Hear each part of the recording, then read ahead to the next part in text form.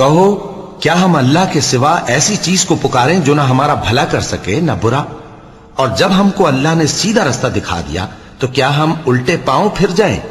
پھر تو ہماری ایسی مثال ہو جیسے کسی کو جنات نے جنگل میں بھلا دیا ہو اور وہ حیران ہو رہا ہو، اور اس کے کچھ رفیق ہوں جو اس کو رستے کی طرف بلائیں کہ ہمارے پاس چلا۔ کہہ دو کہ رستہ تو وہی ہے جو اللہ نے بتایا ہے، اور ہمیں تو یہ حکم ملا ہے کہ ہم اللہ رب العالمین کے فرما بردار بنیں،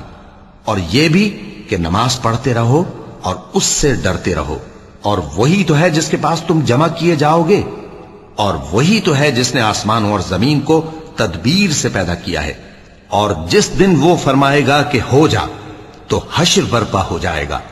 اس کا ارشاد برحق ہے، اور جس دن سور پھونکا جائے گا اس دن اسی کی بادشاہت ہوگی، وہی پوشیدہ اور ظاہر سب کا جاننے والا ہے، اور وہی دانا ہے، خبردار ہے۔ اور وہ وقت بھی یاد کرنے کے لائق ہے جب ابراہیم نے اپنے باپ آزر سے کہا تھا، تم کیا بتوں کو معبود بناتے ہو؟ میں دیکھتا ہوں کہ تم اور تمہاری قوم کھلی گمراہی میں ہو۔ اور ہم اس طرح ابراہیم کو آسمانوں اور زمین کے عجائبات دکھانے لگے تاکہ وہ خوب یقین کرنے والوں میں ہو جائیں۔